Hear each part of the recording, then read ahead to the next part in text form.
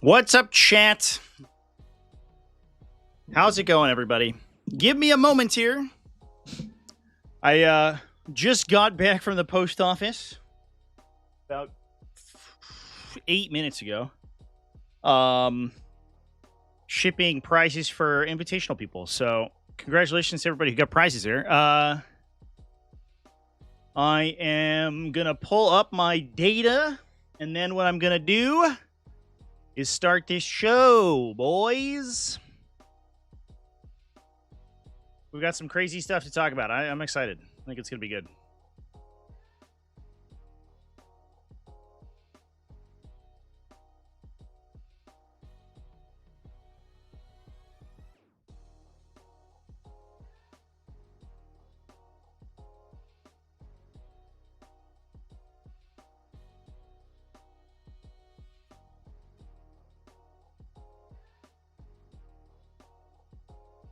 All right. I have a list of events with new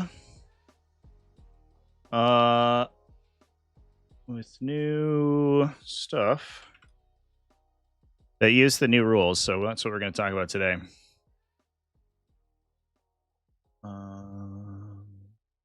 Done. Okay. All right. I'm ready. Let's do this thing, chat. Let's get this show on the road. Oh, I'll post it on live too.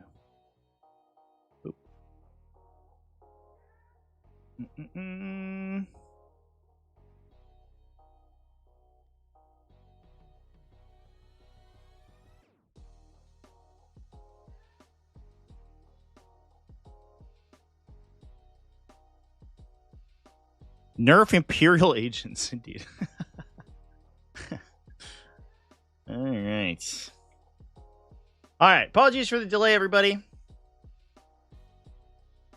Took a little longer to get started this morning than I expected. All right, let's do this thing. And we're in.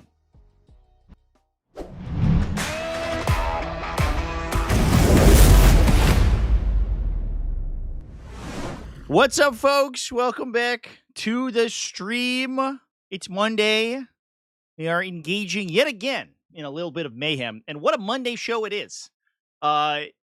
Interesting times recently, folks. The new Militarum and data slate update has popped out Friday, unexpectedly, which obviously not the perfect day for large 40K events, because obviously you're immediately going to run your events. So you're like, what do we do? Do we play an outdated rule set, or do we adopt the new rules? And some events chose to adopt them. Now, I expect that many, and it's interesting. It's an interesting sort of dichotomy, because oftentimes I would expect to see small table events, so 3-4 round events, for example, adopt changes almost instantly, like within a week or so.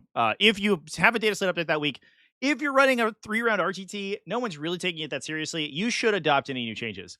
However, when it's within the last 24 hours, that's where things get a little bit weird, because suddenly no one has any time to correct their lists, right? You have to just show up using new mechanics, which is wild. However, so it's about, I would say, maybe 20% of small table events. I went through dozens and dozens of events in preparation for this live stream. Maybe about 20% of them used the new updates. Maybe not even that. Maybe about closer to 10. However, some of the larger ones did do it. And as far as I can see, and I sort of glossed over this a little bit in my video this morning, 2 GTs also used them, which means we have a little look at some GT lists that are post-update as well, which is sick. So that's what we're going to be discussing today. Cacophonous going up 10 points was nonsensical. Yeah, that blew my mind. Emperor's Children were the worst performing faction. They're like, you know what? Nerf them. What? I understand why, because on the datasheet level, you look at the Lord Cacophonous, you're like, this is 60? This? A Terminator with 6 2-damage ranged attacks is 60 points? However, the context is you can't compare things cross faction, because you're looking at a faction whose only ranged output is that guy's unit. insane that they would nerf that dude. It makes no sense to me at all. Especially even with the buff to flawless blades. I like that. I don't know if that will do enough to save them, but we'll see how it goes. Welcome in, everybody. West Games Workshop 8,000 suns. I don't know, man. What are they? 1,000 suns and orcs. Feels like we're on the chopping block today. Oh boy. I mean, orcs got much better, but it's been so super long. All right. Looking forward to GW realizing they forgot to ship Tyranid changes. Tyranids did get points cost decrease. I mean, Tyranids are going to be, the biggest benefits here is to be like a metagame shakeup. If we see things that Tyranids can kill become slightly more highly played, then I think then we're going to be looking pretty, they'll look okay. So here's what we have for events that, as far as I can tell, did implement, at least in some case, the new rules changes. So the first one was GT Serrator 2. This is a smaller event, so 28 players. Well, I talked about the winning list as an Eldari list. It was just mostly normal Warhost stuff, but it definitely feels like we've cut down on Swooping Hawk since the Swooping Hawk nerf, which is good, because I do think that it was kind of more recent lists, like post Nova. Basically, everyone was like, wait a minute. This data sheet's broken, actually. Hold up. 1 sec. It shoots 40 times with lethal hits, gets 2 auto flips on a lethal hit, 2 damage weapon, and does 6 mortal wounds every time it moves. Wait. And it's like 14 points a model. As expensive as a Tempestus Scion. Maybe too strong. I don't know. I'm no expert. But maybe too strong. It was more than 14 points. It was like 17 points, but still, the point still stands. It basically costs as much as like a regular Space Marine, and you get this incredibly fast maneuverable unit that does a ton of damage. Crazy. So those lists looks like are going to fall a little bit behind. However, we did also see a really interesting thing, and I want to start by talking about this. Mark Soler over here. It says Space Marines, and I clicked on this list. I was like, oh, it's going to be Ultramarine, Gladius Task Force, 3 Ballistic Dreadnoughts. It's going to be hyper upcharged, and this list will suck. No, chat. It's SHADOWMARK Talon. Let's go. We are at 4-1 at a GT, and already Raven Guard are putting in the work. What a time to be alive. Now, we do have to mention here that at the time of recording, and I'll mention this every time I talk about these new Space Marine chapters, because the fact that this is something that exists at all pisses me off. I was literally going to do a whole video about it, but I was like, people are just going to complain that I'm whining. But I am whining because it's stupid. At the time of recording, by rules as written, Raven Guard, Emperor's Children, Salamanders, if they play their unique detachment, do not get the bonus host of the moment, because you must play a Codex Space Marine detachment. The detachments are not found in Codex Space Marines, nor are they found in the list of Codex Space Marine detachments that is in the FAQ.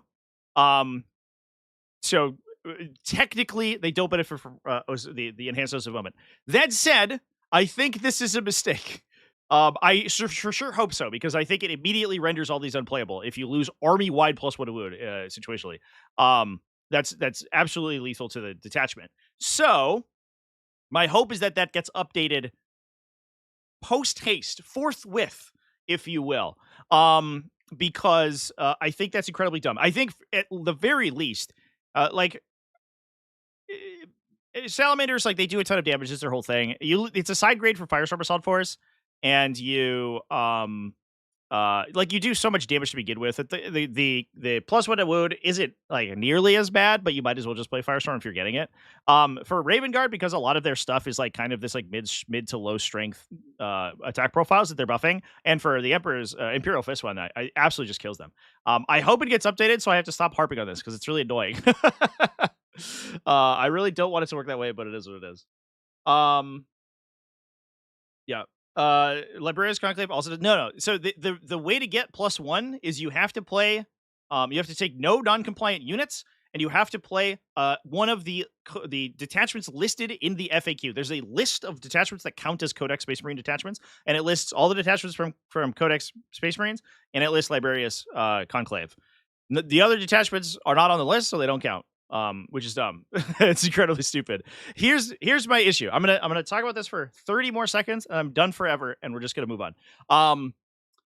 My issue is the way that the rule was formulated at the very beginning, because they said, instead of saying, here's how chapters work. When you build a Space Marine army, pick a chapter, right? Here's a list. Here's all the chapters that have rules, or you can pick no chapter and you get nothing. That's fine. If you pick a chapter, oh, Nate Fletcher, thank you for the thanks for the fantastics over there. If you pick a chapter, you can take units of that keyword and you can take detachments of that keyword, and there might be rules context added. That's how it worked in previous editions. You added a detachment to your army, you picked a chapter for that detachment. Here we go. If you did that, you get all these bonuses. We figured this out in 9th edition. However, for some reason in 10th edition, we just forgot how to do it right.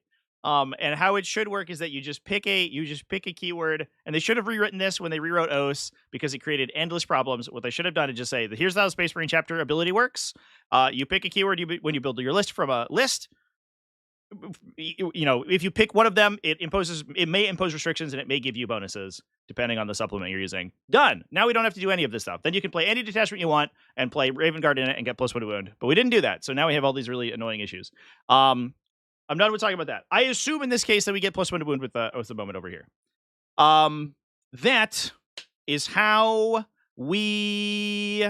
That's we're just gonna move with assuming that that's how it works, because I'm sure many events have ruled it that way already, which I think is totally fair. All right. So SHADOWMARK Talon. So this is the Vanguard Spearhead version of for Raven Guard. It's the sort of alternate Vanguard Spearhead. We're taking both Aeth and Sean, and I like these are mostly like written in because they are typoed a lot, which is funny. With Ethan, Sean, and Caven Trek in the army. So Caven loses his lone operative. He just gains his leadership ability. Lone op, he's not an independent little character, which I think is fine. Having played against both of these guys, having 2 uppy downies on lone operative characters a turn, I think might have been too strong just from a utility standpoint. Like it's a crazy amount of just like these little assassin units running around and jumping around.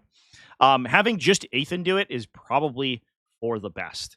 However, you still get a big lone operative unit when Caven joins it, and he can up down for free. Ethan also then gives you your own up down for free. So Into Darkness, you can do 2 Phobos units and scouts, or you could do any other subject to start his infantry, put it into strategic reserve. Caven gets added to that list because he can also up down his unit. So enormous amounts of flexibility from those. We have Terminator Librarian with Hunter's Instincts. So the Librarian, it's been a million years since I've seen Terminator Librarian on the table. I think that they are sustained hits on their melee attacks. I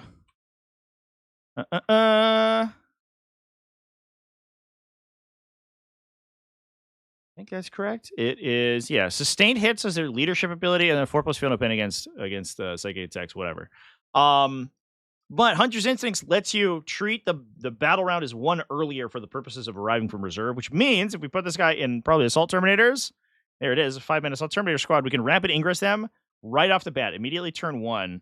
We can just bounce them in, and then we get a pretty spooky, potentially charge rerolling because of Ethan, especially in round 1, where you don't have to really worry about the downside of his ability because you're not charging with too many units.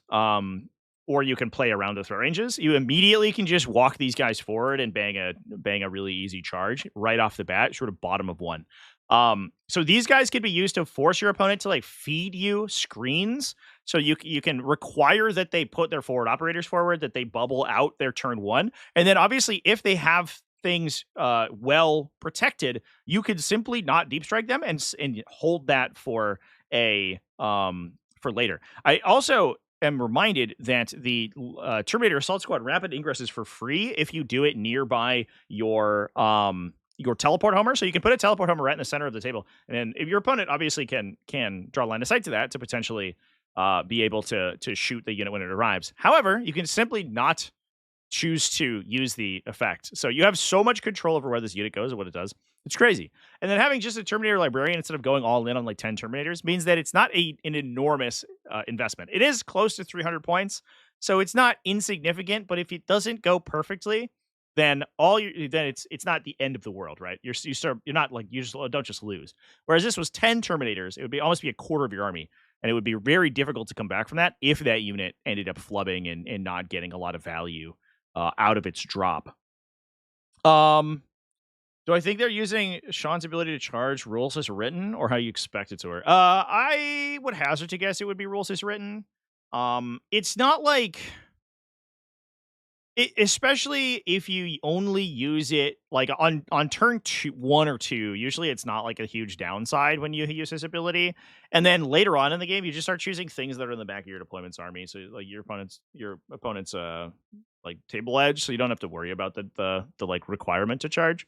So I think that it's like playable rules as written. It's just annoying and stupid. um and especially for like this army, which has a lot of stuff that like can't charge. Or you can like you're declaring actions on a lot of your forward stuff. Like Inceptor squads can't charge when they come in, so you don't have to worry about them like getting fucked by it. If you're like in the middle of the table, usually you're like recovering assets or doing cleanses or whatever, and then you're ineligible to charge anyway. So it's not like that big of a deal in those situations. So I think it's probably fine. I ended up playing with NC Conroy on stream, and he played Raven Guard. And the interesting thing was Ethan himself often just used it. So you would like up, down, and then just ingress in a weird spot, and then use the charge reroll on himself, and just pick like your infiltrators in your back line, and then charge them, right? Like on the subsequent turn. And then and he could use that to sort of secure like 6-inch charges. And that's where a lot of it came from. But he's really annoying as like a little independent little guy running around. Because after round 3 or so, the free up down isn't the biggest deal in the world. And so you can kind of just throw him out there, and he's like, he can start doing actions. He's like I think he's like a 50 mil base. So he's a little tough to screen out. And if you don't have a lot of screening potential, then he can just sort of hang out and just get value over the course of the game. So he's kind of a cool little character, which is why I say I think I understand why they didn't give both him and Caven the lone operative effect, because both of them could be running around and doing the same thing, which would be crazy. We have a Coronal Susurrant on our Compy Weapon Lieutenant, which is the veteran of the Shadow War, I think. Reskin, which is just, it gives him Lord of Deceit. It gives him literally Lord of Deceit, actually, which I did not realize. It doesn't give him like the Coronal Susurrant ability. It gives him actually just straight up Lord of Deceit out of the Balanced Data Slate. That's funny. Which is good. So he's a lone operative character. He has reactive moves, and then he can also attack your command points, which is great.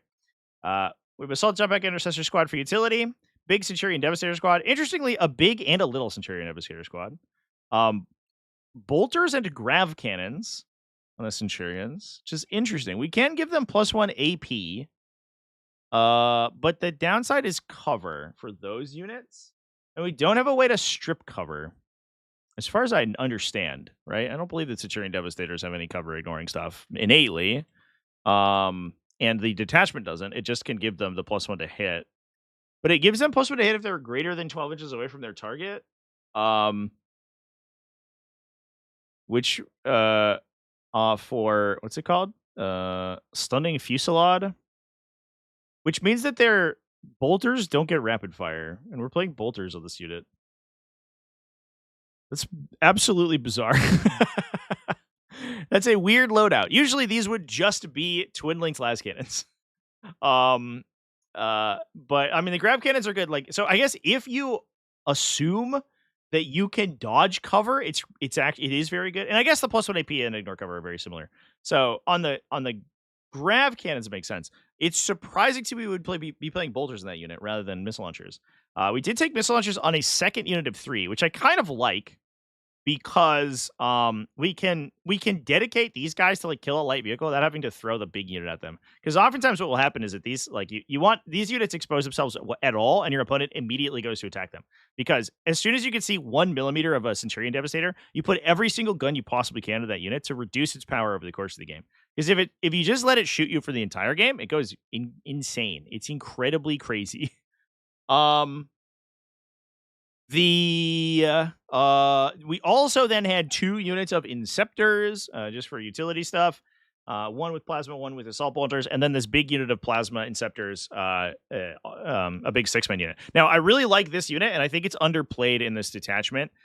The reason being that the Centurions, if you are not playing Ultramarines, and I guess they lost this ability anyway, because Uriel Ventress has the ability to point at an infantry squad, but I believe it's keyworded now to Tacticus or Gravis units, if I remember correctly. So he can point at a unit, and he can give them Deep Strike, which allows you, if you go into Strategic Reserve top of round 1 with the stratagem, to then Deep Strike bottom of round 1. However, if you don't have Deep Strike on your datasheet, you can't do that. It is illegal because you have no legal place to set up on the battlefield in the first battle round of the game with your strategic reserves. However, the Inceptor squad not only has Deep Strike baked in, but it also has 6-inch Deep Strike. So you could do things like keep Inceptors on the table, put these guys in natural strategic reserve. In fact, we could put all of them in strategic reserve if we really wanted to. And then you can start up-downing like utility units or this big brick of like absolute pain right off the bat. So you could, for example, 0 command point. You go second, let's say. You 0 command point an Inceptor squad. You up them end of your opponent's turn. End of your opponent's movement phase. You 0 command point this Terminator Assault squad into the middle of the table. And then you hit your opponent with 6 Inceptors and 6 Terminators on the bottom of 1. So you just instantly alpha strike them. And if they don't have lots of good screening, they have to eat it. You just eat it. You just get shot and you die. And that's it. We can also do the same thing with Inceptor squad, like normal Inceptor squads. Bucket of Steel Cable donated $2 Canadian through Super Chat. When do you think we'll get buffed admech results? I think there will be. I believe that there's some admech we can talk about. If I remember correctly, I did see a couple of admech players with the new stuff. Whether or not I have them in the events that I have in my notes right now, I'm not 100% sure. I don't remember off the top of my head, but I do think that we'll see some buffed admechs. So yeah. We then have Infiltrator squad to hold the back line, plus a Vanguard veteran squad. That's usually for Vulcan, for Caven to hop into, and then he gets a big beat stick unit that he can make unshootable. So they're also very good as a rapid ingress threat if you keep them in Deep Strike. I believe that he can hold them in Strategic Reserve as well. I think he has the good version of the Strat Reserve up downs. At the end of your opponent's turn, if the battle's not engaged in range of one or more enemy units, you can remove it and place it into Strat Reserve, which means you can then hold them. You can do that like early and then hold them and rapid ingress them later. And then they're really good rapid ingresses because all they have to do is rapid ingress outside of 12 inches of all enemies, and then nothing can attack them, right? And then you immediately you can advance, shoot, and charge them as well. So there's actually an potential argument to run Inferno pistols with this unit, because you can like oath a target, advance up to them, shoot them with a bunch of Inferno pistols, and then charge. Because the stratagem, I believe, lets you do everything. Fainted Thrust. A Phobos unit is eligible to shoot and declare charge in turn of advance. Yeah, so you can still just do whatever you want. Which is neat. So anyway, the one thing that's like kind of throwing me is this Bolter Centurion unit. But otherwise, this does feel like pretty cool Raven Guard tech. I think the multiple up downs that you get essentially as like a faction ability almost, because you have Caven who does it for free. You have Scouts who can do it for free. You get the one free one from Athan. The amount of reposition that this army is going to be inflicting on you is insanity. And so for that reason, I think it's very unique. It's extremely cool. Like, we're just talking about all these weird rapid ingress stuff you can do, most of which is free. You just get it for the detachment or datasheet abilities. It's just like awesome. So absolutely sick. So anyway, that's pretty neat. The first appearance of Raven Guard, and hopefully if they further refine the rules a little bit, because again, like they are a little fucked right now. Hopefully we'll see some stuff. We'll see some even further results from them, because I think it's really cool to have a hyper unique variety of this army. We can talk a little bit about Berzerker Warband. We do have at the same event, Eric Hermasia was running a Berzerker Warband with World Eaters with all the new points values. Chat, look at these 8-bound, no longer costing 40 points per model, or 40, there were 50 points, right? Or 45. Crazy. Insane numbers of points. Now I guess they do cost 45 now. But a much more reasonable points cost for them. Exalted 8-bound with their +1 damage as well, so they actually do some work. Plus, we have Karn the Betrayer, a little bit upcharged there, unfortunately, but it is what it is. Demon Prince of Khorne with Favored.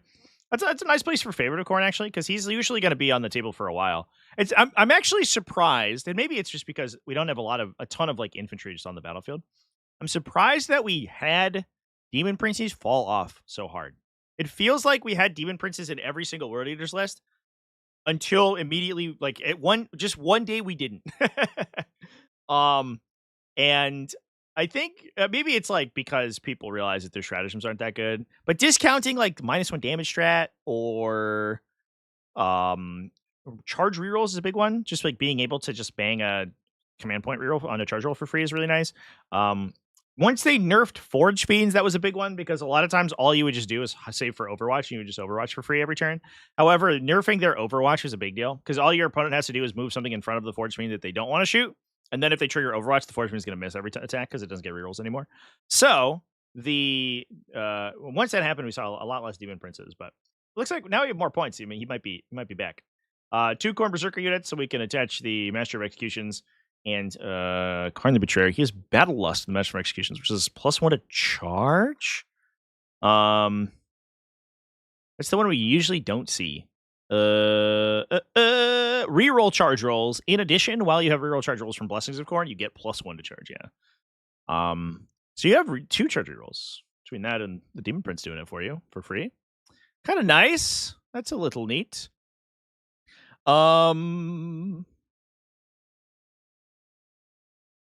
And then 5 units of 8-bound. It's not quite 18. I think we're at 15. Yeah. 2 3s of Exalted and 3 3s of regular 8-bound. Double Jackal for utility. And that's the whole list. 1 million Chaos Spawn. Forge Fiend's entirely gone. 170 points and bad Overwatch. Can't do it. We're done. Out of there. Get out of there, Forge friends. We're no longer friendly with you. We now hate you. And we think you suck, I guess. I don't know. A little bit of Tau action going on as well. I wonder what this list is, actually. I did not look at this one, and he didn't put a faction in. Oh, it's Ultramarines. Well, that's boring. Well, we won't time. Well, let's skip that one. There's a good old Ultramarine Gladius task force. Everyone should we spend 20 minutes dissecting every single change to the Ultramarine Gladius task force here? So we're talking about Tau. We have a Mont Ka with a Strike Swiftly Ethereal. Nice thing about the Ethereal is that the awkward part about Strike Swiftly, this is like a real tension in the listed design for this army, is that if you put it on a commander, it means because you have to be within 6 inches of the character at the beginning of the battle, right? When you go to start of first battle round. If you put on a commander, you have to play that commander kind of forward because it's a little bit awkward to get the units inside his range. And then he's a vehicle, so he has to go around walls and stuff. If you put it on a Cadre Fireblade, the Fireblade has to start outside of transport because it doesn't work if you start inside of transport. It doesn't do anything. You just can't use the ability. So the Ethereal is the single best place to put this enhancement. But this enhancement's crazy because it's scout on 2 separate things, right? Verify that. I believe it's scout on 2 units. Yeah, up to 2 units within 6 inches of the bearer that are not already scouts. But that was a really funny thing because I think when this detachment came out, everyone went, "Hey, the Strike Swiftly's crazy. I'm always gonna put that on one of my characters." And then you start like going through you play like 2 games, you're like, "Hold up, this is annoying. I hate this actually." We have Crisis Star Scythe Battlesuit team with Flamers. People are realizing, I think how good the AP1 Ignore Cover Flamers are. Just for 110 points, it's like pretty crazy. Especially for a unit of dudes, like a 15 wound T5 unit. For 110 points is pretty wild, because a lot of people will be taking 10 regular 1 wound infantry that don't have Flamers, don't have appreciable attacks, and also are not T5 vehicles. But the Starsight Battlestate team, for its cost at killing utility units, is actually incredibly effective. It definitely feels like that's become more of a trend as we've been seeing these tile lists. Ghost Kill Battlesuit for the midboard, a Hammerhead gunship with a railgun, interesting. Brute Carnivores, Pathfinder teams ×2. So we have a ton of scouting because we're going to strike swiftly 2 units. Piranha's going to scout. Pathfinder teams are going to scout. And the Ghost Kill is going to infiltrate. We have a Riptide Battlesuit with Ion Accelerator, so making the use of that +2 strength. Stealth Battlesuits. Oh, shit!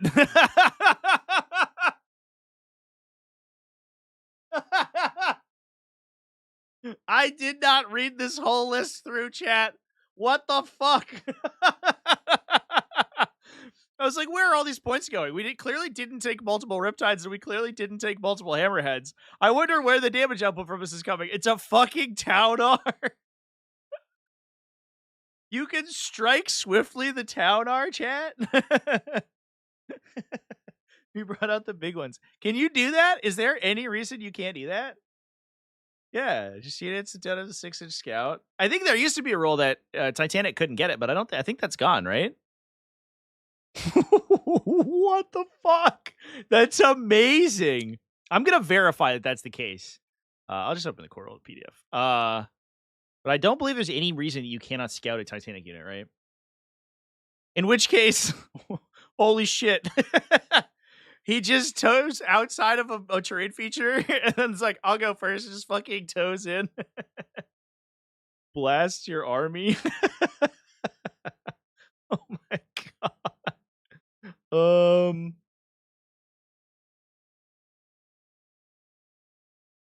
Come on, Corals.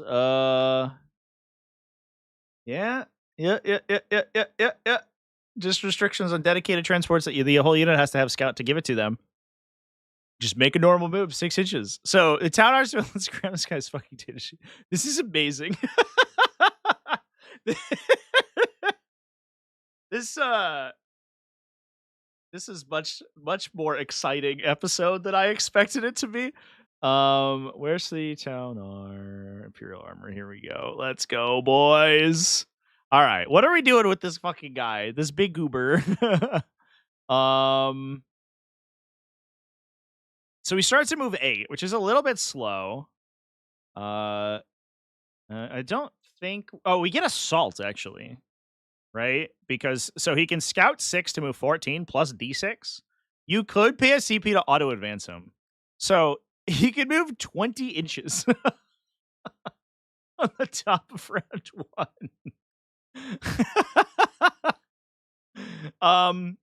He is towering, so he gets the see over walls thing where if you touch a ruin, you can see all the way through it as long as you have true line of sight. And it is like 14 inches tall. So it's not like you're not going to gain line of sight with this guy if he can touch a terrain feature. And if you're moving 20 inches, he can touch most terrain features. Now, the downside is he has bad super heavy walker because he doesn't get the Imperial Knights version where you can walk through terrain features with a chance you might get battle shocked. He has just the version where you move over terrain features that are 4 inches in height, which is basically doesn't do anything. One of the most poorly thought out rules ever. While he's guided, he rerolls hit rolls of 1.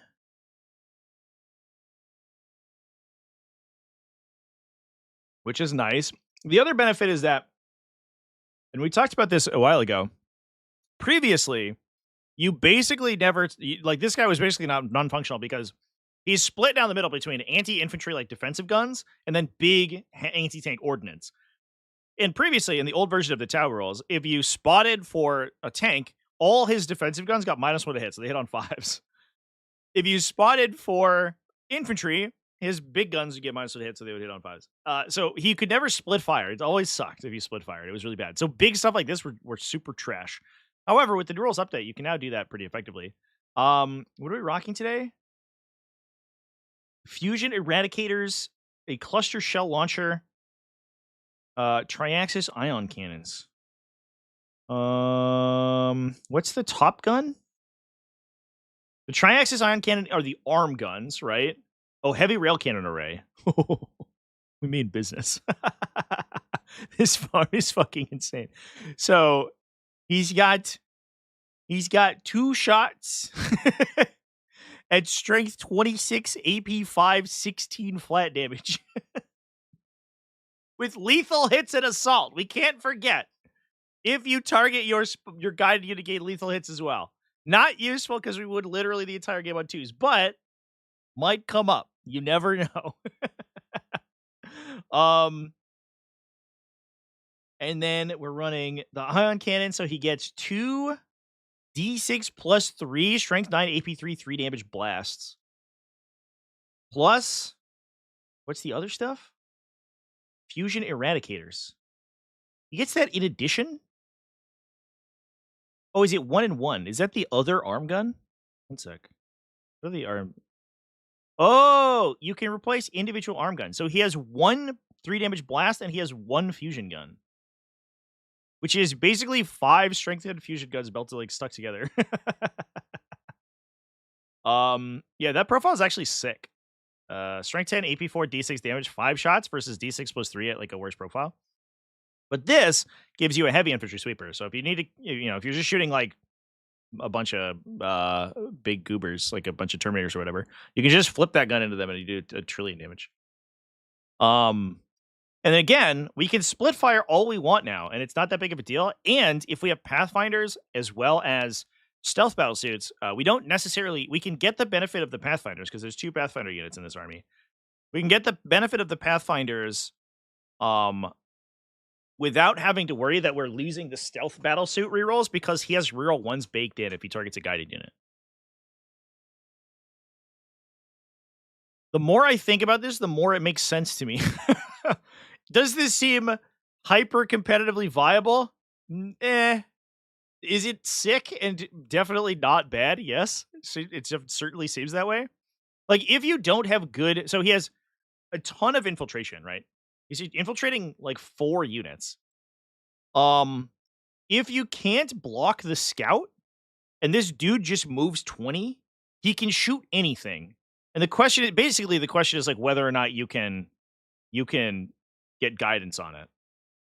So if this guy goes first, it's just gonna do like crippling damage to your army right off the bat if you don't have screens for it. And if you lose the deployment roll off, he just puts Pathfinders through the whole center of the battlefield. So you can't screen it anyway. It's just nuts. What a fucking time to be alive. With the range on the rail cannon, you can shoot. I was playing the next table over. Yeah, 120 inches. It's the range of 2 separate tables put together, for sure. The TAUNAR surprise armor, indeed. Oh my god, that's super duper sick. Does it work with the updated for the Greater Good? Yeah, it says you target its spotted unit, but units are now just spotted units, right? And so I think it works. I don't believe that there's like you don't a unit no longer belongs to you as a spotted unit, but I think it's fine. Yeah. So I think the qualifier that it's spotted unit is probably irrelevant. I would be hard pressed to find somebody who would rule that this makes this rule non-functional. This word here. If you replaced its with a, it would be the same ability. And like, I don't know, its could mean anything, right? Thus, a unit that is spotted for its army, I don't know. This was X1. This lost 1 game. I wonder what it lost to. That's so funny, by the way. I went through this whole list. I was like, oh, some normal Tau stuff. Cool. Oops. Incredible. What a time. This is Elliot Gibson. No, excuse me, Geary with a little robot. Oh, I love it. It's a little robot in the thing. Geary. What did Geary play against? It won the mirror match against Crude Hunting Pack. It was like kind of a mid-range Crude Hunting Pack. He's like, I see your Crit Rampagers. What's up, guys? And they're like, uh-oh. And it's just the last scene of The Last Samurai. Like, fucking, they're running across the table and just getting mowed down by this thing. Boop, boop, boop, boop, boop, boop. 100 to 30 to Blood Angels. Get wrecked, Blood Angels. Beat World Eaters.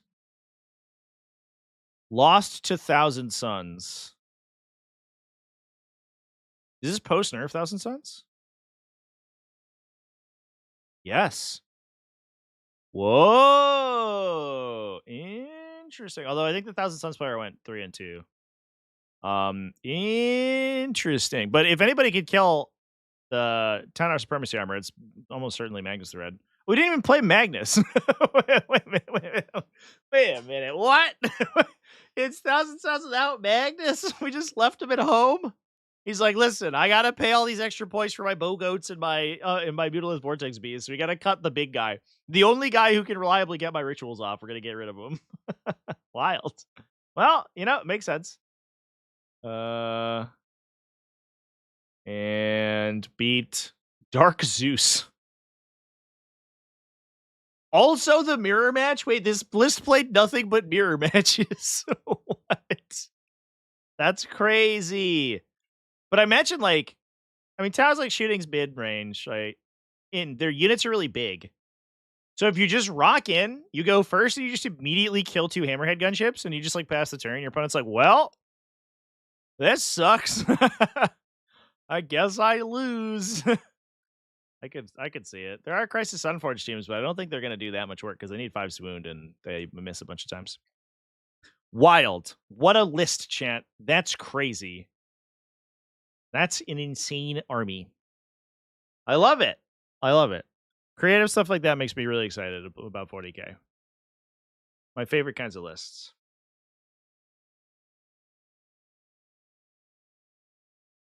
All right. So I think those are the lists I want to talk about from this event. Now we did have more than one event more than one GT that was using the new updates. Close these windows here. And the other one was, I believe that this event, the Iron Cage, used the new updates because Nathaniel Bjork here, if I remember correctly, won with newly points costed Neurolictors. Now Neurolictor 70, which feels very good for Neurolictors. I almost wonder if there's like we might be slowly getting to the point where we can go back to like our. I mean, I think demonstrably, and I talked about this army already on my best armies in 40K. Demonstrably, I think that the Neurolictor aura effect has the potential to transform Tyranids because it's the one way they have to actually get around like high toughness targets reliably. And once your entire army is twin links, because everything's a Ravener, and then you can give them +1 to wound, kind of on a stick with the Neurolictor. We have the Screamer Killer in there as well. And the full wombo combo, if you did all in, was you take like Death Leaper, and you could do it in Synaptic Nexus, although that's probably less reliable than Subterranean Assault, in order to impose additional leadership penalties on people. And then you almost guarantee that they fail the leadership check from the Screamer Killer. So the Screamer Killer's gun basically says, like, do a little bit of damage, and your opponent gets and you get +1 to wound your opponent for the rest of the turn. As soon as they're starting to take leadership tests on at -3, is kind of the idea. But at -1, plus you have Shadow in the Warp, plus natural Battle Shock, it might be good enough.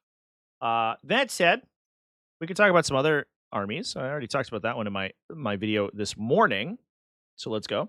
3 Ryans is a little bit much. Well, so the weird thing about the Von Ryan-Sleeper is that, like, independently, a unit of 3 Von Ryan-Sleepers kind of doesn't do anything. They're basically worthless unless if you're not attacking like specifically like Orc Storm Boys. Like this weird profile of like a 1 wound infantry with a poor save that is also only a couple of models.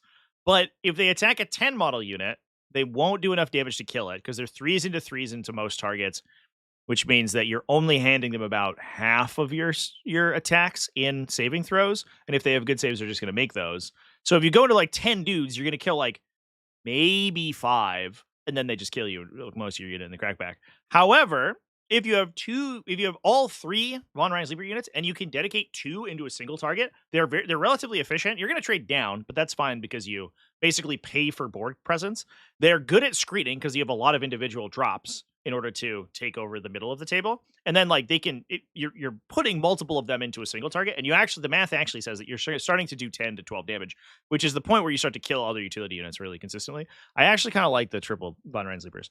I don't know if I really liked them previously because of that like weird math, but a lot of little units makes a ton of sense actually in hindsight. Who wins in a fight? 3 Ryans versus Kevin and Ethan. It's Von Ryan. You have to say, I don't know. It's like Von Ryan versus Erickson.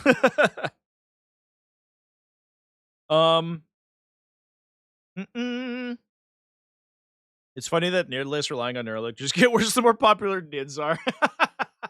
Yeah, you're not wrong. That is true. Talk about some world eaters. Yoni Velasquez here. Learning Berzerker Warband. It looks like it's basically the same as the previous list we looked at. It's triple exalted instead of triple regular 8-bound, and it still retains the Forge Friends. And takes a Hellbrute. Let's go. Plus a Jackal unit. So a little different. You have the infinite fight machine over here. A little angry Hellbrute boy. I really like I like the Hellbrute. I feel like he's underplayed, but he is a little difficult to sort of actually commit because he's a little slow. But if you just like you have to find inner peace and you just hold him. You join the Hodel gang and you're like, I will not attack with my Hellbrute until battle round 4. And if you just make that New Year's resolution to yourself and then actually uphold it, unlike real New Year's resolutions, then your opponent gets to a point where they're like pushing mid and they put all their army there and then the Hellbrute kills their entire army. But if you ever commit him earlier than that, oftentimes he won't get the same level of output. You have to hold him until late game, and then when your opponent can't position around his ability, and then suddenly he goes crazy. You're like, all right, here we go. I guess like all your little things are next to each other. I'll go ahead and pop enhanced Pylon Consolidate, and he's like, whoop, just goes through their whole army.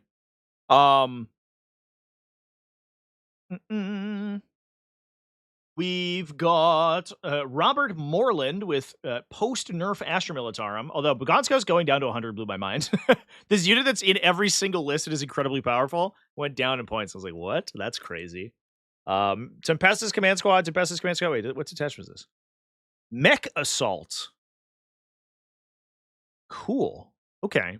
So we talked about this previously, and it feels like Mechanized Assault's actually sort of coming back in a big way. This is the transport attachment, so you get +1 to wound when you disembark a transport. I imagine we're doing like Torox Prime stuff. And then you have a bunch of reactive things you can do with your transports. So you can embark into a transport when you're charged. You can reactive move transports. And then I think you can embark. There's another one. Oh, yeah. End of the opponent's turn, you can embark. It's not end of the opponent's fight phase for whatever reason. It's end of their turn. You can embark. Which is, I guess, has some sort of effect. I don't know. There's a Tempestus Command Squad with smoke grenades, which gives him permanent smoke screen, basically. They get cover and stealth while the unit is wholly within 3 inches of a transport. So basically, while they're disembarking. 2 more Tempestus Command Squads, Cadian Shock Troopers to hold the back line. Chimera. Torox Prime. Jesus. Kazarkin. Ogren. Oh, no, 2 Ogrins. Big Rattlings. 3 units of 5 Tempestus Science. Okay, so we have... Try to parse this. So we have Toroxes or the Kazarkin squads. Because you can scout them.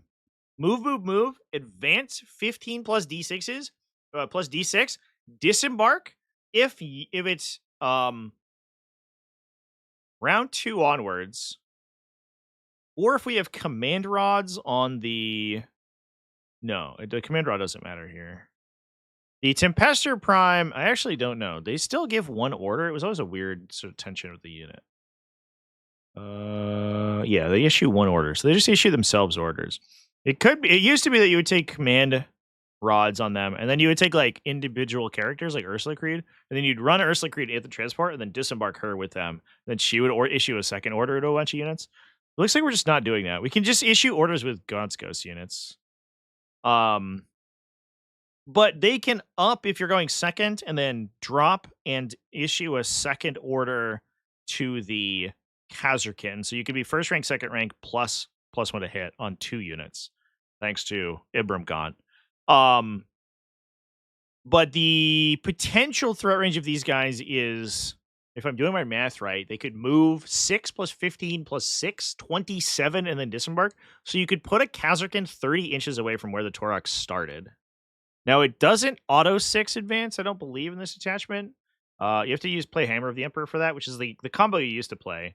And you also used to be able to go through walls with those guys. But these guys, I think, just vibe. However, your damage output is much higher because they get +1 to wound, and you can get full hit and wound rerolls targeting enemies and objectives. So you have crazy threat range with these individual, like, little elite melee units that do a million damage. The Torox primes can also give you hit rerolls as well. I think baseline. Which then, if you don't need the wound rerolls, obviously you save yourself on the reroll strat, and you get the +1 to wound from disembarking a transport anyway. So your output's already pretty high. The downside, I believe, is that you can only transport Tempestus or character models. So you cannot put the Kazarkin or the Ogrins inside the Torox Prime. So the only guys that actually benefit from the Torox rerolls are going to be the Scion squads. And the Scions, I believe the Scions actually have wound rerolls built in, right? That's their deal now? Yeah. So they're going to full hit and wound reroll with +1 to wound.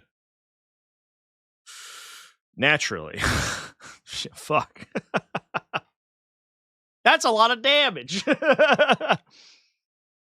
Sick. All right, so we can send a Torox up 1 trillion inches and then disembark a double ordered, if it's bottom of round 1, and we can redeploy Gaunt.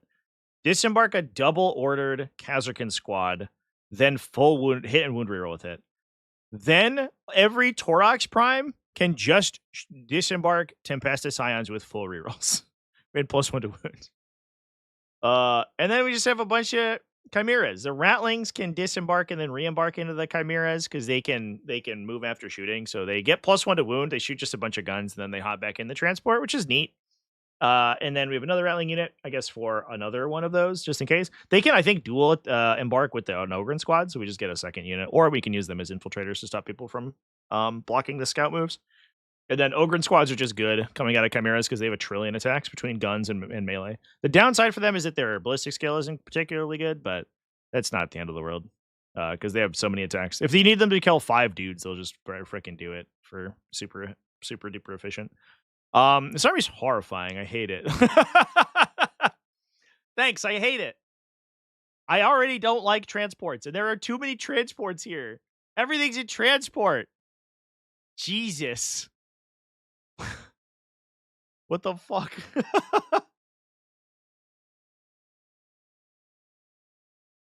The issue you get with transports is enemy units blowing them up and then charging you inside. What? That's the opposite of the problem. The problem is that when you destroy the transport, you can't charge the unit inside because they're suddenly like 22 inches away from you.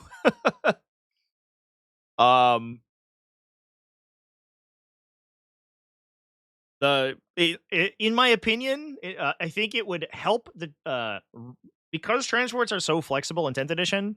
I believe, in my opinion, that if you destroy a transport with an embarked unit in it, the opposing player should get to set up the units disembarking the transport. The problem I have is when the transport's controlling player uses their transport disembarkation for like a bunch of additional, like either movement or objective control or positioning. It's crazy. It's like way too flexible. And it's impossible to actually profitably kill those units. So you can basically just play transports however you want, and then Like, and you suffer no consequences unless your opponent has two separate really high impact shooting activations that can both target the unit inside the transport, which like you could just position around. Just don't let them do that. Then there's no way to interact with the unit inside the transport. They're entirely invincible. It's crazy. It's incredible. It's way too strong. When your transport is dead, you lose all your rules. That's true. That's why there's 9 transports, I think. I think that's probably helps quite a bit.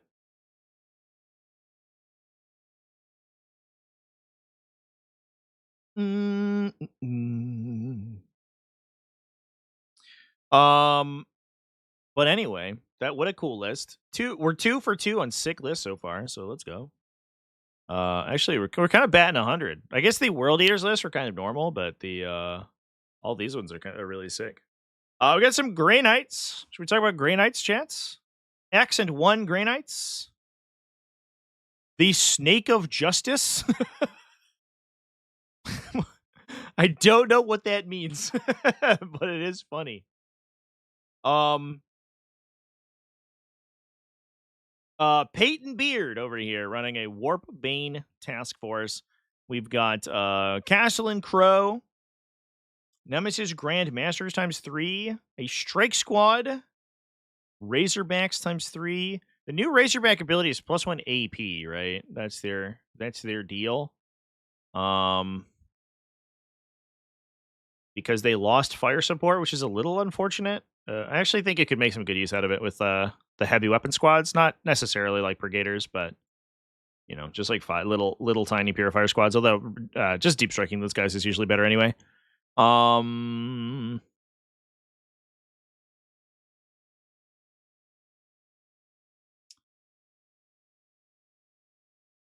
They are, yeah, +1 armor penetration characteristic until the end of the turn. And we can jump in and out of them with interceptor squads. It's 3 Razorbacks. So the question is what goes in the last one. We have so it's 2 interceptor squads, 3 Razorbacks, 10 purifiers, 5 purifiers, 5 purifiers. And honestly, it's like the purifiers with +1 AP are actually kind of terrifying, right? Because it affects their incinerator shots and their purifying flame, which is all AP1 ignore cover. So you push that to AP2, and they get full wound rerolls and they target enemies and objectives. So the purifiers themselves actually kind of fuck with that bonus. And then you can still shoot and scoot interceptors and constantly be re-embarking into those units. So you can actually use the purifiers like early to deal some damage with them. Or, I mean, like, largely you should always have 1 purifier squad on the table so you can up-down it to generate hallowed beacons. But you can also just, like, disembark them and then, like, move the transport and disembark them to then use the purifier squad for a hallowed beacon. So the Razorbacks actually don't necessarily need to, like, the purifiers actually don't necessarily need to deep strike unless you're trying to set up deep strikes in, like, your opponent's deployment zone to get Crow's unit engaged. I wonder if that is part of the use case there. 1 Calidus Assassin. I don't think there's a single standard Nemesis Dread Knight. It is all Grandmasters, which is interesting. So we get those rerolls on the Sublimators, which is big because then they full hit and wound reroll. So it's a lot of anti-tank shooting. And then the Purifiers between Purifiers and Interceptors, we should have the ability to deal with infantry fairly well, right? Because the Purifiers have 1,000,000 attacks. They shoot like 4d6 plus, what is it, 23 purifying flame shots, so plus another 28 stormbolter shots, so they shoot 4d6 plus 51 attacks, which is a lot. A lot of those are strength 4 AP0, but they're getting wound rerolls, so most of the time hit and wound rerolls, so most of the time they're converting a lot. So the infantry sweeping should be fine. So we don't really need to take the basic Nemesis Dread Knights, which are slightly better against infantry squads. Is the Nemesis Grandmasters can deal with our heavy armor. I really like this list. I like these Razorbacks. I think they're really cool. There's like a lot of cool plays to do with them. I almost want to take more strike squads to give the Razorback scout, but that's probably not necessary. You just want 1 strike squad to obsec the back line and then call it a day. That's sweet. Still just Purifiers and Nemesis Dreadnights, yeah. It was weird that they were like, hey guys, we understand that your faction's entirely Purifiers and Nemesis Dreadnights. What if we made those units better? Like, what? When the Codex came out. Like, excuse me? Can you give us a detachment that maybe allows us to play Terminators or something different? And they're like, no. Only Nemesis Dreadnights and Purifiers forever. Now, I will say, playing these units is fun as fuck. Because they are super mobile and they do a bunch of damage. And you can sometimes just like, bang 6-inch charges and get insane work done. So I do think it's cool. However, it is a little bit boring. I understand that. I would prefer to see a greater build variety for Grey Knights. The new Razorback technology is pretty sweet though. So I don't know. I think there's some interesting stuff there. We do also have a Necron army from the same event at X and 1. Oh my god, what am I looking at? This Necron army is weird. It is Hypercrypt Legion. So the uppy downy detachment. We have Nightbringer, Void Dragon, and it's OG it's OG uppy downy. But they still go into strat reserve. So we can up at any point we want to. We can up the Catan shards and then rapid ingress them later. Although they do have to come off the table edge, which is annoying. So that is, I guess, not that great now that I'm thinking about it. The more I think about it, the more it's not as cool. However, yeah, because you can't Cosmic Precision them anymore anyway. So right, that got removed because you can't target monsters with it. So they are just like kind of slow. Coming off the table edge isn't the worst thing ever for them, but it is unfortunate. We have a Hexmark Destroyer with Dimensional Overseer, so you gain an additional hyper phasing target every turn. Scorpic Lord with Osteoclave Fulcrum, which is Deep Strike. I don't know why I stuttered there. The Osteoclave Fulcrum. We have a Transcendent Catan who's going to Deep Strike itself naturally by advancing. Boing, boing, bounce around the table. Double Doomsday Arcs, which are actually great, especially in the Catan version of the list, because oftentimes what happens, it's been so long since you've seen this archetype on the battlefield. It's like pretty wild. We get to talk about old technology from like 2023. The Catan shards are so dangerous, but also slow that basically, as long as you can toilet bowl the game in the middle, they're gonna get damage through. But your opponent has to answer them. So you go to your opponent and you say, hey, I have some of the highest resilience models in the game. They're very slow. I could uppy downy them and do some weird stuff, make you deal with them. Or we're just gonna like waltz up the table and vibe. And your opponent's like, well, this sucks. I have to shoot them. So they shoot. They come out. They shoot the Catan shards. Maybe they kill them. Maybe they don't. You have 3, so you can constantly be threatening them. You bring the Doomsday Arcs. You hyperphase the Doomsday Arcs. They carefully position out of their line of sight. You hyperphase the Doomsday Arcs, come off the table edges, and shoot them. And then you put another Catan shard down. And you say, your go. If they don't shoot the Doomsday Arcs, they get charged by the Catan shard. If they do shoot the if they shoot the Catan shard, maybe they kill it. You remain stationary with the Doomsday Arcs, and suddenly they do even more damage. So these guys like print value in this attachment. It doesn't feel like they should, because the detachment has no explicit synergy with this style of unit whatsoever. However, they have like an implicit synergy with big guns. Big guns are good at reserving off the table edge because they get lines of sight. And in addition, Doomsday Arcs get extra good in those positions because as soon as your opponent has to engage with you, they can dominate these lines of sight that they couldn't normally get to with regular movement. And then as soon as your opponent has to engage within those areas, which you can force them to because your army's so mobile, then they suddenly do so much more damage because they hit on 2s and they get devastating wounds. Their consistency is through the roof. We have a bunch of Locust Destroyers that we can just use for Cosmic Precision to get secondaries. We have a Locust Heavy Destroyer squad with Gauss Destructors, so anti-tank shooting. They're just going to vibe, I guess, but that's another unit that we can hop out and off the table edge and they can shoot guns at people. And then we have a Scorpic Destroyer unit to Osteoclave Fulcrum from the Scorpic Lord. They're probably going to be a kind of a counterpunch, right? If you can start the peace trade with the Catan shards, you can force your opponent to deal with them. They come in to attack them, and you can rapid ingress that unit down and then like counter charge. And they'll do mortal wounds on your opponent's turn if they heroic intervene. But they're also just like good as a counter punch, right? They'll just kill whatever kills a Catan shard and then force your opponent to deal with them. Cool, cool list. This list looks like something we would see when the Codex came out. This is an ancient list. do not cite the old Necron technology to me, witch. I was playing 5 Catan shards in fucking Hypercrypt Legion when you were just a twinkle in your father's eye, youngling. Wonder if there will be Silent King plus Catan meme list at some point because they move 8 inches. Probably. I did see some Silent King armies doing okay with the new update. It's funny because every Necron player I've talked to has said Silent King is so bad now. And I was like, I don't think that's right. I understand that ignore modifiers is a huge deal, right? It's so important, but it also does not affect you in every game, right? There are going to be a non-insignificant number of times where you simply get no benefit out of that aura.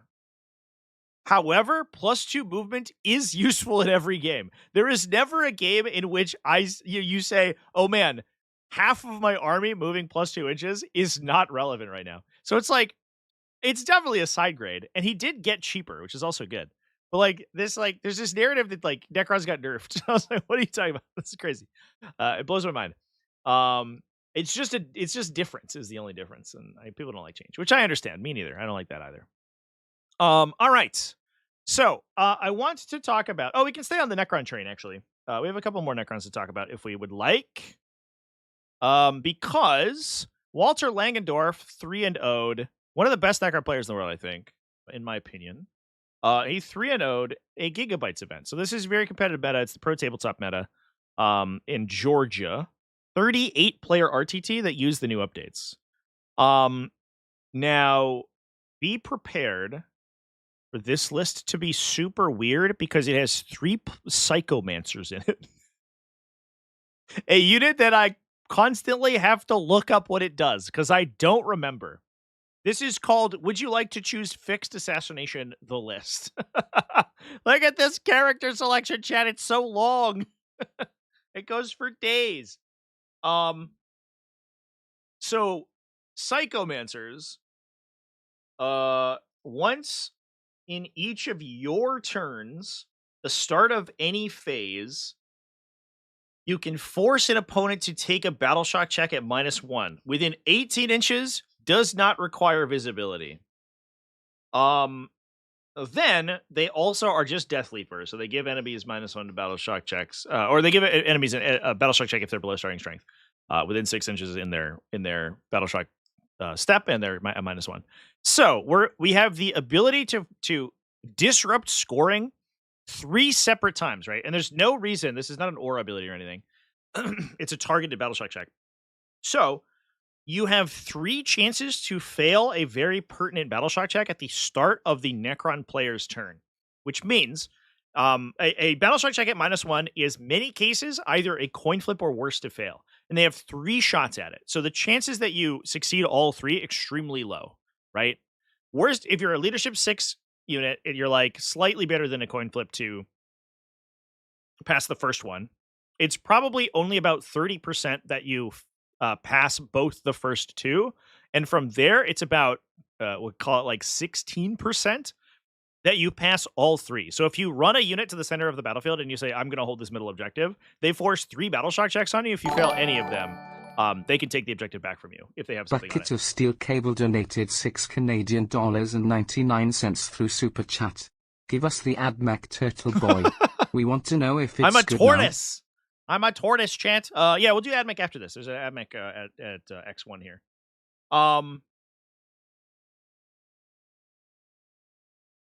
2 battle shock focus list isn't much, but it's suspiciously more than normal. That's true.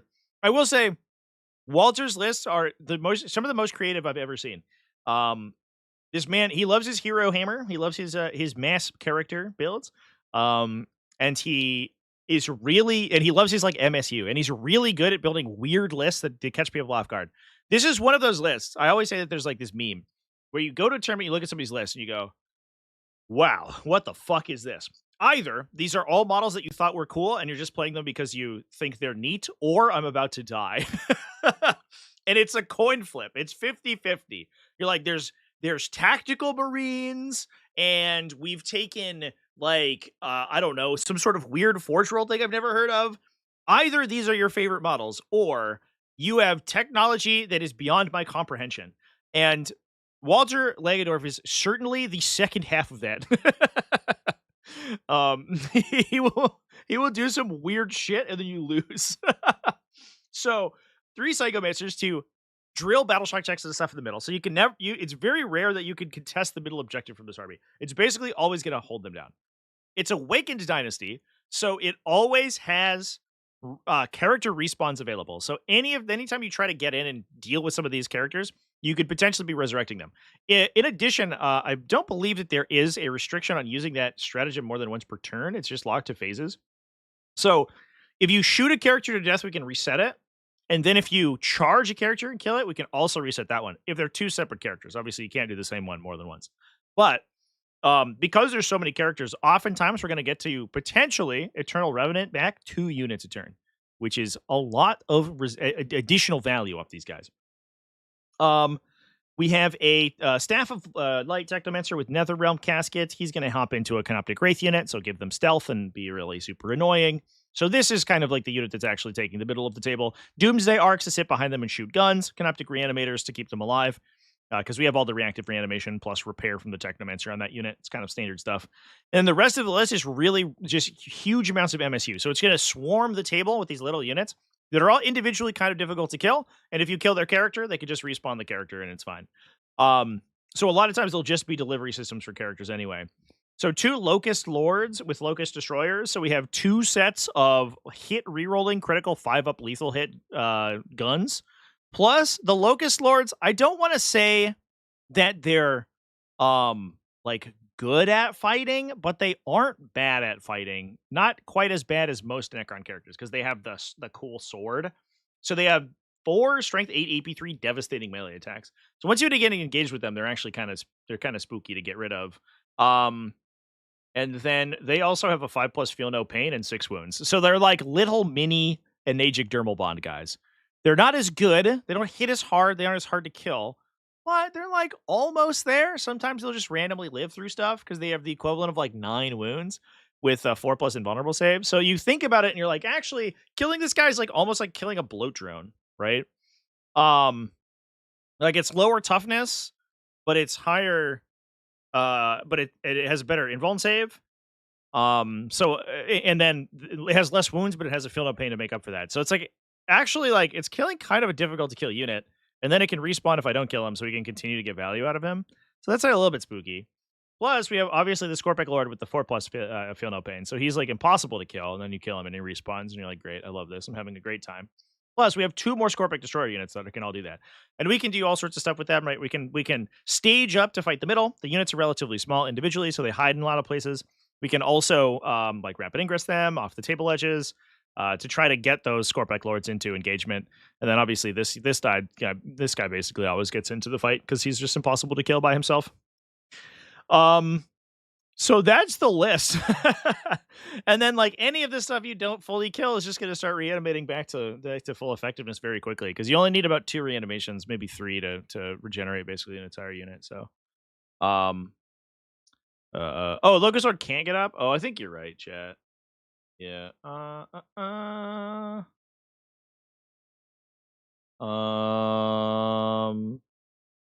Oh, you're right. Yeah. So it can't respawn, but he's just got good stats by himself. That's a good call out. Yeah, that's a good call. So you cannot Eternal Revenant this guy, but you can do everything else in the army. So like I guess realistically we're just using that somewhere else, most likely, if those guys are committing in.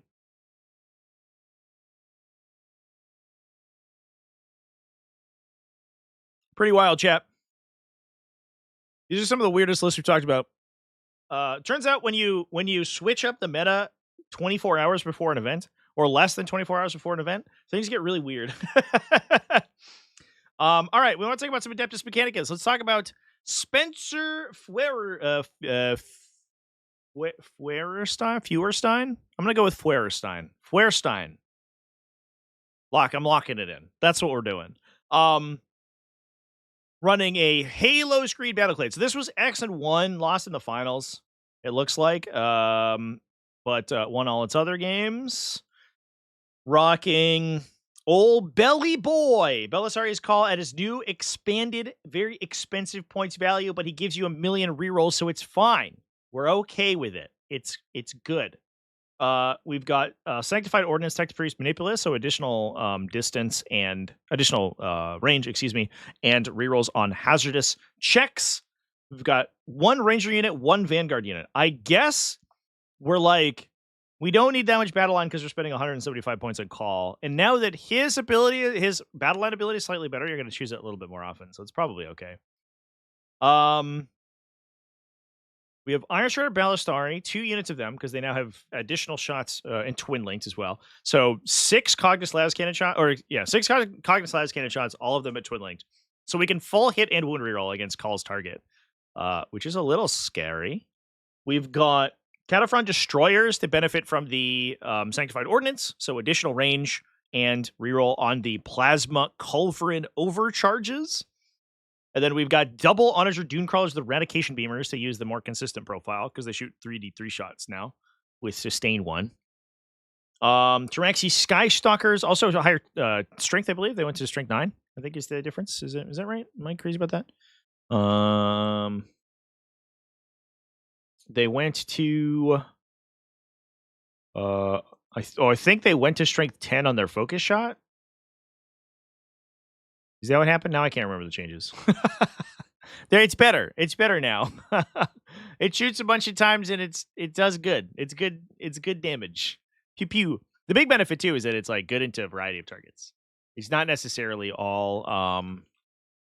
It is strength 10 now on the big gun. Yeah. So it gets bonus strength, AP, and damage within 18 inches on the focused shot from the beamer. And the big thing too is that it being a multi-damage blast at relatively high strength and AP means it's good into everything, right? So it's not like the other profiles where you're either choosing like 1,000,000 shots from missiles and stuff, or you're choosing a neutron laser, right? You're just very consistent into whatever target you need. So it's probably the best weapon option now for them. Although the Phosphor Blaster is still good, I think. So like maybe you could rock that. Although it's 12 2-damage shots rather than, I guess, basically 6-ish 3-damage shots. So it's like it's questionable with sustained hits. Yeah, that's probably an interesting discussion between the two. Tyranxi Skystalkers, Cerberus Raiders, Sicarian Infiltrators times dose for utility, +2 Scorpius Dune Rider, or Disintegrators, to sit in the back. So this is extremely gun heavy. Basically, it's a big gun line. The Cataphront Destroyers can play kind of aggressive because they're good at Overwatch, especially with the extended range flamers. However, they're not super tough to kill. The attachment gives them his once per game 4+ invuln. Which means that they're like they can survive for a little bit, but they're not like a tank, right? We're just going to be kind of using our lighter units to do that, and maybe even pushing with the Onager Dune Crawlers because they benefit from being close to you anyway. And then the rest of the list is just about shooting you to death. Plus, there's Sicarian Infiltrators too. They can also sort of buff that stuff. And Halo's Greed, I guess we can also like buff toughness and things as well.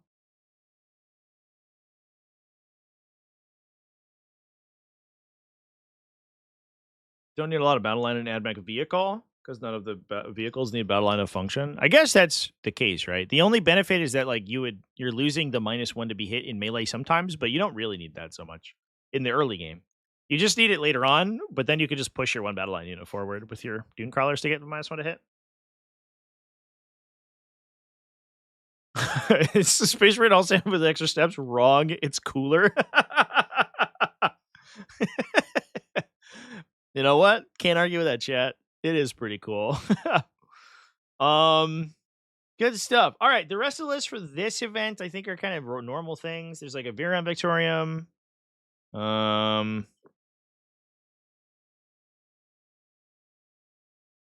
Yeah, there's kind of like a regular Virulent Victorium. There is a Need Guard Oath Band. It's all basically regular stuff. There were a couple of other smaller events that I picked out that used the new Munitorum. We'll see if there's any more interesting lists that we can decipher. Oh, for some reason, my link isn't working. Why are you doing this to me, Best Coast Pairings? There we go. There's some Tyranids. We can talk about some Tyranids. We talk about Tyranids, chat? I'm sure nobody cares about Tyranids, right? Monik Gudimani over in Detroit, probably. Yeah, in Michigan. Won the one thick RTT, 2 Cs, 30-player RTT. So on the bigger side, using the new points values. 300-point wins.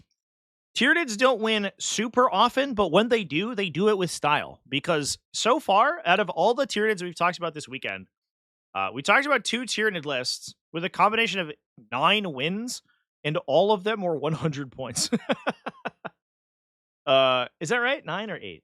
Oh, excuse me, 8 wins. They've scored 800 out of 800 so far in these undefeated Tyranid lists. It's pretty wild. It's Vanguard Onslaught, chat. We are advancing, and then, wait for it, we are also charging after we advance. I talked about this a while ago, but I in my opinion, hyper-adapted Raveners have given Vanguard Onslaught a new lease on life. Because the problem with Vanguard Onslaught was always like, you white knuckle, you grit your teeth, and you go, I hope my opponent doesn't have anything important that's above toughness 9. Because basically my whole army is strength 5. So you're like, do we live? And then you see if you go first. And then if you go second, you cry. Do we have Raveners? We do have Raveners. So going second maybe not be too bad, because the hyper adapted, if they attach the Ravener unit, they could just bounce into reserve. They can deploy forward early. So if you can stage on turn 1, it's good. If you go second, you can bounce into reserve and then just redeploy where you want to be anyway. So it's not that big of a deal. But these guys are super fast. They have 1 million attacks, and most of them are anti-monster, anti-vehicle, twin linked. So suddenly the entire army went from being like, we do not want to see a vehicle. Do not show us a vehicle.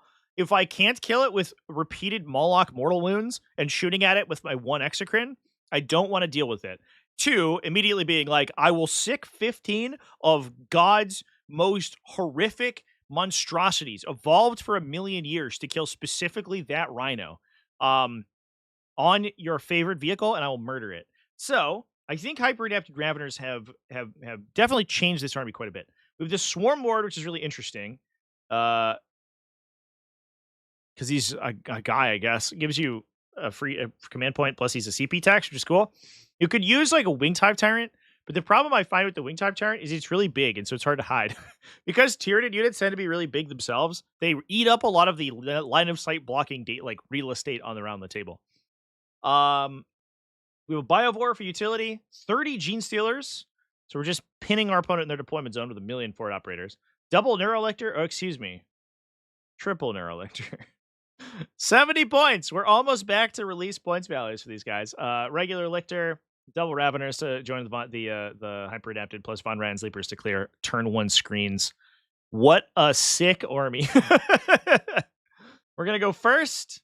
We're gonna charge you with 30 Gene Stealers. And then we're going to charge you with 20 Raveners, and we're going to hope that kills you. Are you dead yet? Do you want me to stop hitting you?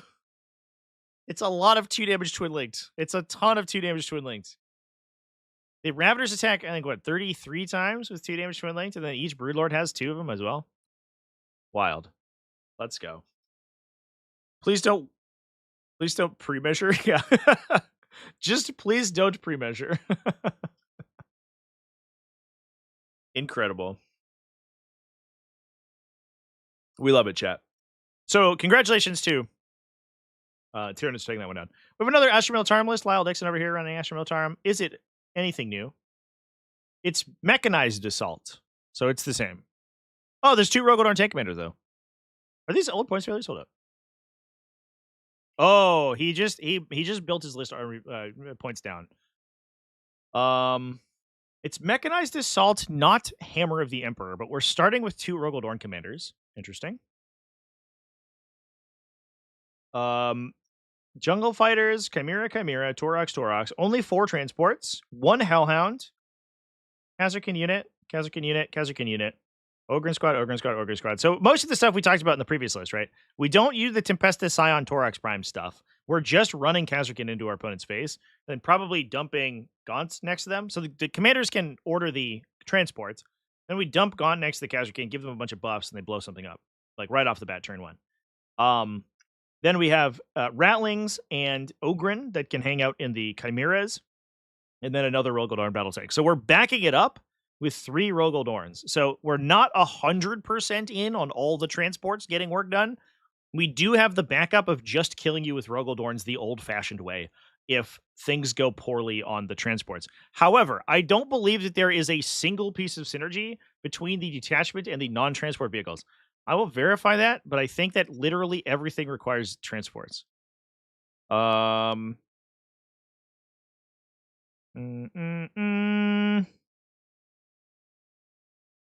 it's either transports or infantry that disembarks transports. Yeah, there's literally nothing that allows you to do anything with the big guys. I don't think they can take any good enhancements either. Yeah, they're just vibing. So that's interesting. So we're just playing some points down for the updated points cost on those guys. Wild. So it definitely feels like I know there's like this narrative that everyone should play combined arms all the time, but it feels like out of the last 4 Astra MORElitarum lists we've talked about, all of them have been mechanized assault. So I don't know, Chant. It's kind of feeling like the how the turntables have turned, right? Oh, there's an interesting X1 Grey Knights list here. Let me talk about this one.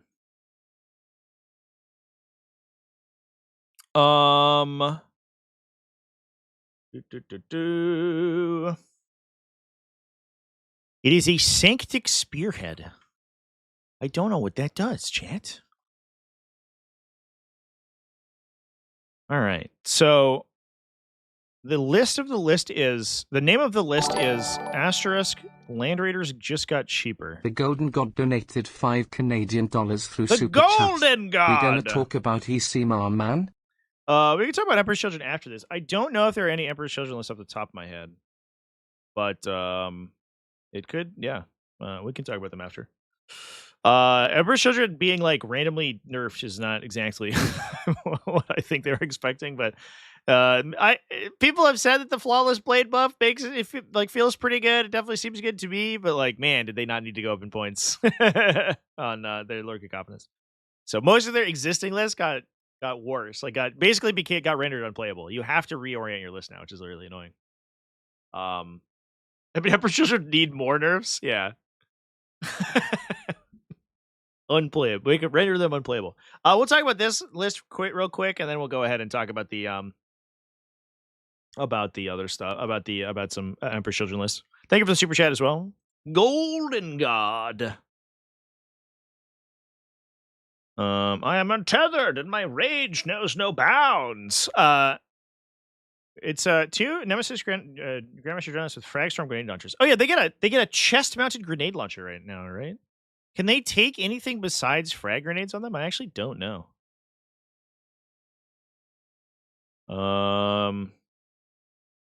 No, they just get a Fragstorm grenade launcher. Okay, weird. I did not even realize they had that, but I guess they shoot D6 strength 4 shots now. That feels like one of those inclusions that's like so superfluous. I'm losing effectiveness if I don't roll it out, but like, come on, you're gonna make me do this? Kind of annoying. Especially because it's a D6 blast. If they get engaged, they can't even use it on the thing you're engaged with. Wild. All right, so we're running 2 Grandmaster Nemesis Dread Knights. So the detachment ability for this, by the way, is you gain assault on your vehicles. So that includes your Dread Knights. And you auto 6 advance your vehicles as well. So we're basically playing old school Nemesis Dread Knights, and I guess still normal Nemesis Dread Knights, where they can advance and do whatever. And in Teleport Strike Force, they advance. They auto advance 6. They run 14 inches around. We're running a Nemesis Dread Knight, Nemesis Grandmaster with Driven by Duty, which is part 6-inch pylon consolidate, which is pretty neat. I've noticed that actually no one's playing the Venerable Dreadnought, which I thought was like the coolest little guy. But maybe he's just too expensive, and he eats like 1.5 5-man utility units out of this list. This is not exactly an army that is incredibly, has a lot of points to spend. 3 270-point Land Raider Redeemers. Fascinating. With auto 6 advances, so they move 18 and shoot. That is spooky.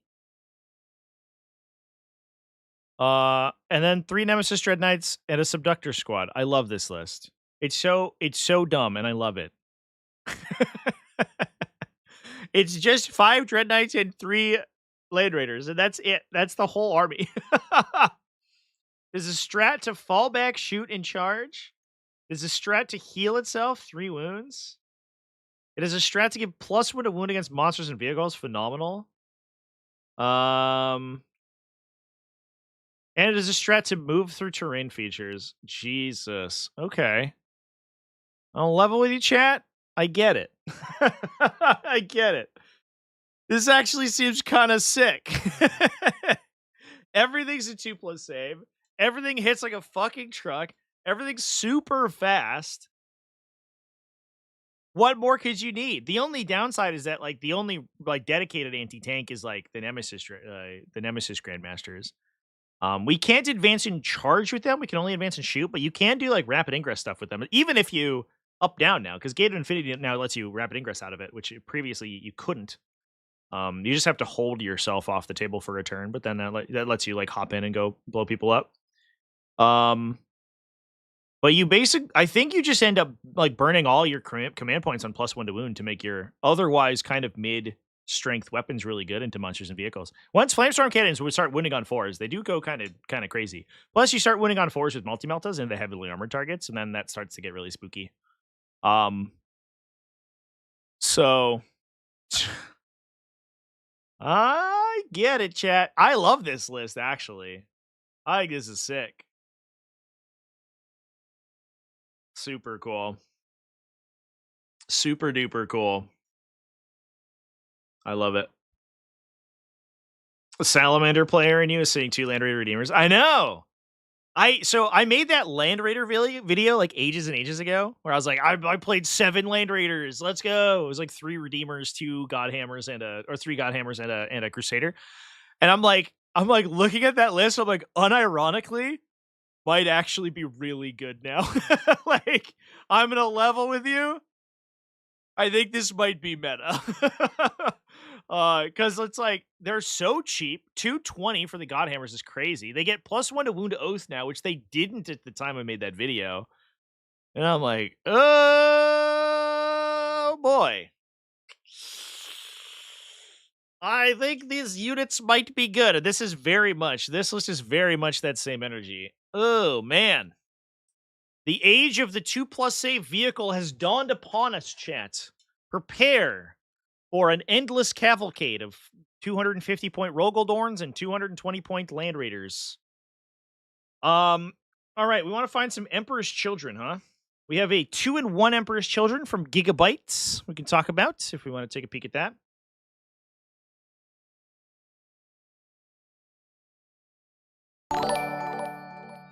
Nate Fletcher or Natty Fletcher donated $2 through super chat. Natty Fletcher.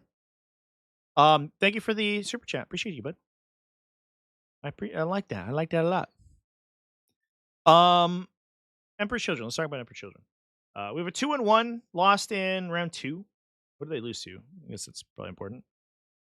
Eric Flandermeyer.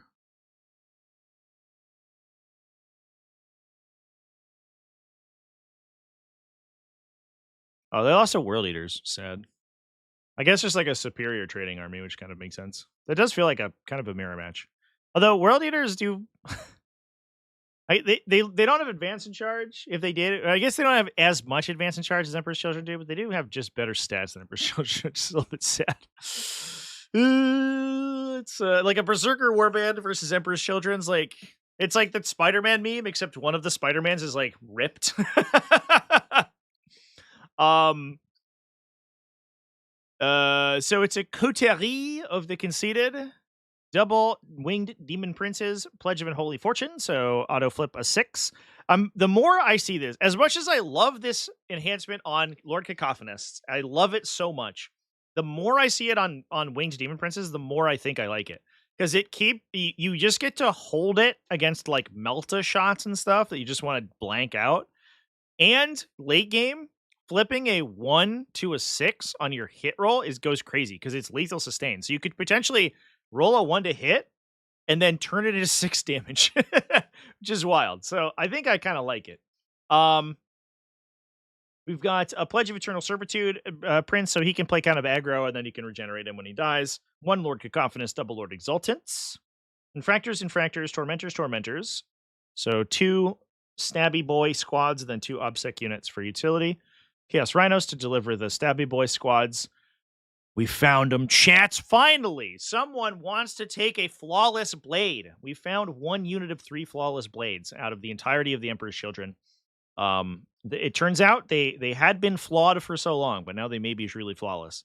2 Mauler Fiends, 3 Noise Marine units is the entire list. Seems like mostly the old stuff, but we probably cut like characters, I guess, for flawless blades, I imagine is what we ended up doing. Maybe cut a utility squad. The Golden God donated $5 through Super Chat. Tell me flawless blades are good now, please. I think flawless blades are probably solid. Good? I don't know. I bet they're okay. I like 3 just as a ground pounder because you can hide them really easily, and then they threaten like mid board really well. The problem is that not being able to like really accurately deliver them past like the midline of the table is going to be the real problem for them, because they average like maybe 11-inch movement because they're move 8 plus a d6 when they advance and charge. But relying on advance and charge for charging is always a little bit awkward, because then suddenly the rest of your army can't charge that same thing if it's advancing. So it gets really weird. However, if all you have to do is use them to like just ace a thing that's in the middle objective, I think that they're really good. I wish they could go into rhinos, even if you made them like 3 transport capacity, but then they could go into rhino. Like it would probably be okay.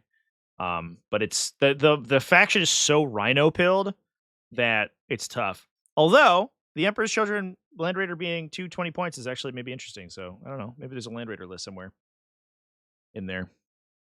So yeah, I don't know. I definitely feel like they're not like a kind of a joke for their points value, because averaging, they probably convert like 50% of their attacks through saves, right? Most of the time, if they're 2s into 3s, they probably have reroll 1s, and then you're saving on whatever 5s or something. So it's like 50-ish%. So, but when you attacked 9 times, they would hand you like 8 damage, which is just exactly not enough to kill anything.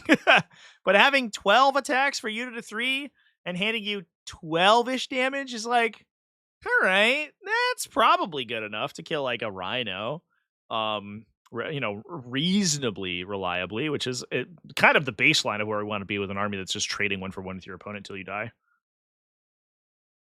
So, I don't know. Kind of like it. I'm interested. I wonder if either there's a builds with Land Raiders that have A, actual shooting, and B, delivery systems for flawless blade units, or there's like lists that just run lots of little flawless blade units, and you start to like bring them out of reserve and do like weird stuff with them. I know that there were some people who were trying to play those armies at the launch of the Codex, and they just didn't do enough damage, and they weren't trading well. Compared to a Lord Exultant squad, which is, 50 points more, which just kills the universe when it impacts, and the flawless blades did like literally 1/3 of the damage.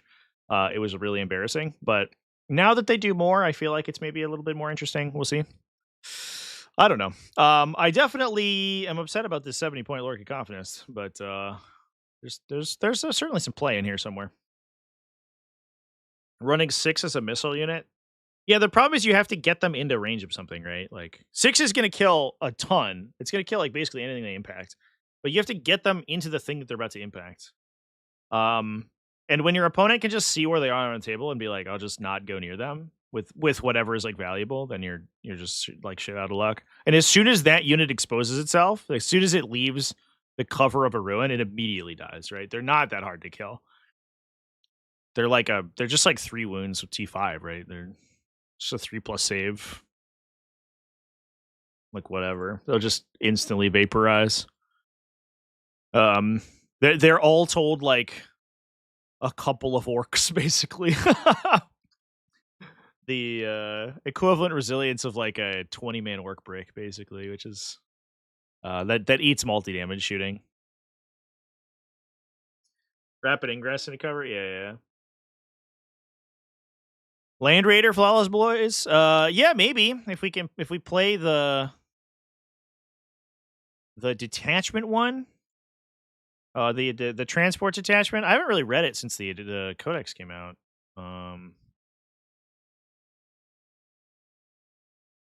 Ooh.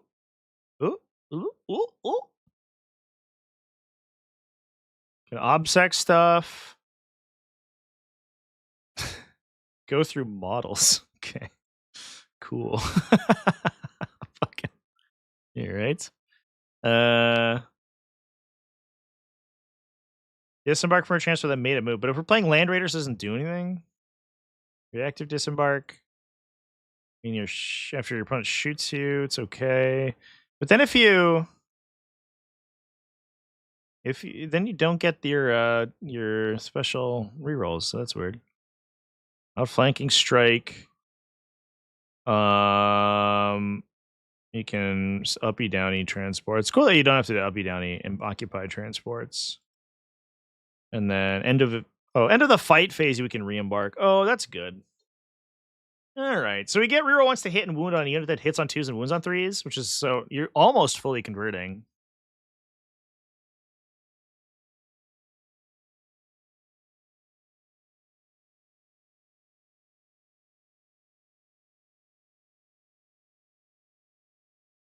You have a reactive re-embarkation, and you can 0 damage vehicles than 6, but it's infantry only, and you don't have loan up, so that's weird. That one doesn't seem super good. Interesting. Yeah, maybe there's some play. It definitely feels like this needs a move through a wall strat. The fact that its strat is only move through models is stupid. Non-vehicle enemy bottles. Worthless. Worthless. Okay. I do like this, though. Obsec is good. Just Obsec. Having more Obsec is good. So, there's maybe some play there. Oh! When an RTT with Fulgrim and 2 Flawless Blades, key is to build your coterie where...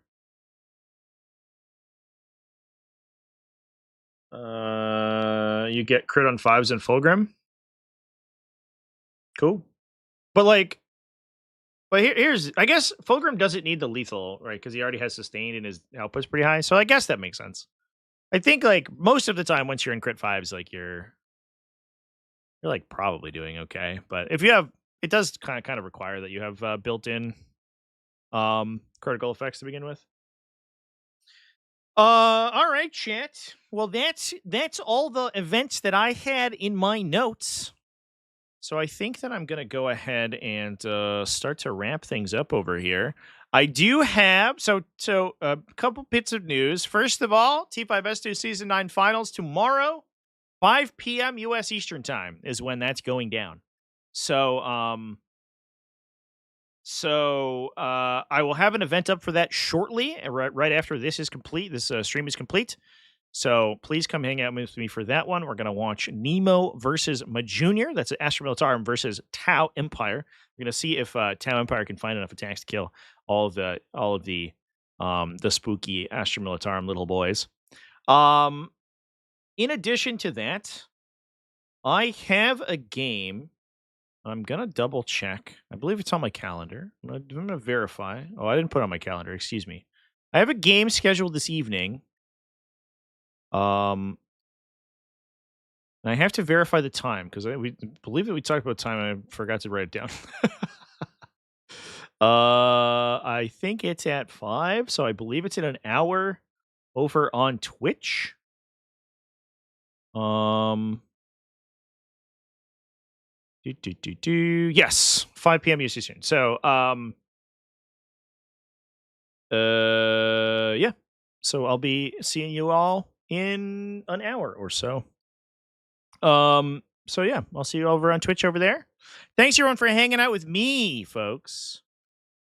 And I'll see you both in a little bit and also tomorrow. After that, I'm going to be traveling down to Florida to the it'll take me 2 days to get down there, but I'm going to get down there for the Crucible Major Friday through Sunday. I'm going to be live streaming that. So I'll have an event up for that as well just after this too. So Friday, I think it's at 9:30 US Eastern, I believe is round 1 start.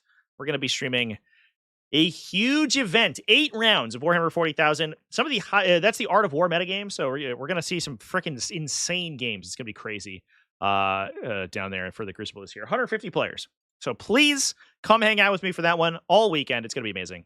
And I'll see you there. Thanks everyone for chilling with me. Keep it classy, folks, of Happy Wargaming.